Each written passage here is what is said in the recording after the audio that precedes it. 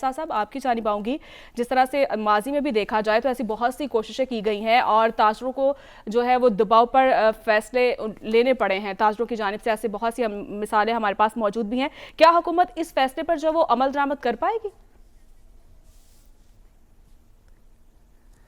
دیکھیے یہ بہت ضروری ٹاپک ہے اور میں اس پہ بات کرنے سے پہلے ایک جملہ آخری اس بحث پہ کہنا چاہوں آپ کی اجازت سے کہ اس کو سیٹل کرنے کا کوئی طریقہ نہیں ہے. پاکستان کی سیاست کی طرح کی بحث ہے جو بھی حسن صاحب اور عدیل صاحب کے درمیان ہو رہی تھی. اس کا ایک ہی طریقہ ہے کہ ہمیں ایک رنگ منعقد کرنا چاہیے. اس میں ایک سائیڈ پہ ہم بلو شارٹس میں حسن صاحب کو کھڑا کر دیں اور دوسری سائیڈ پہ ریڈ شارٹس میں عدیل صاحب کو کھڑا کر دیں, اور اگر ایک ایکچول دونوں کو گلوز بنا دیں, اگر ایک ایکچول باکسنگ میچ ہو جائے تو جو جیتا اس کی دلیل بھی مان لیں گے.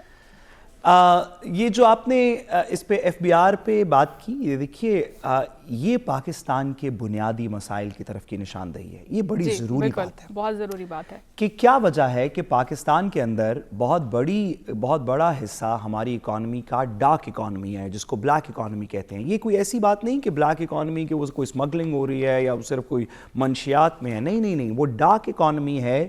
یعنی کہ جس میں آپ اگر دودھ اور پتی بھی خرید رہے ہیں, اگر آپ آٹا بھی خرید رہے ہیں, اگر آپ بچوں کے تو پیمپرز خرید رہے ہیں, کوئی کام کر رہے ہیں, تو وہ کیونکہ ایک کیش رسیت پہ ہو رہا ہے تو نہ اس کے اوپر انکم بندے کی آ رہی ہے, نہ کہیں پہ وہ انکم ریکارڈ ہو رہی ہے, نہ بیچنے والا سیلز ٹیکس دے رہا ہے, نہ جس کو پیسے مل رہے ہیں وہ انکم ٹیکس دے رہا ہے. کوئی اس طرح کی بات نہیں ہو رہی اور یہ پوری ڈارک اکانومی ہے.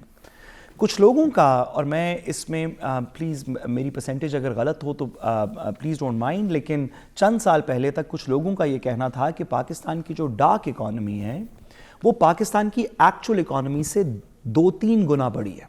یعنی کہ جتنا ہمارا اس وقت جی ڈی پی ہے وہ 2 گنا 3 گنا ہو سکتا ہے اگر ہم پاکستان کے تمام ٹرانزیکشنز کو کسی طریقے ایف بی آر اور دیگر ٹیکس سٹرکچرز کے اندر لے آئیں. اور جب بھی یہ ایفرٹ ہوئی تب کبھی تاجروں نے, کبھی کسی انڈسٹری نے, کبھی ٹیکسٹائل نے, کبھی شوگر نے, کبھی کسی نے, ہر جگہ پہ کسی آڑتی نے, ایگریکلچر کے اندر بہت سے لوگوں نے اس کو ریزسٹ کیا. بہت اچھا ہو کہ پاکستان اس کے اندر اپنا نیکسٹ سٹیپ لے.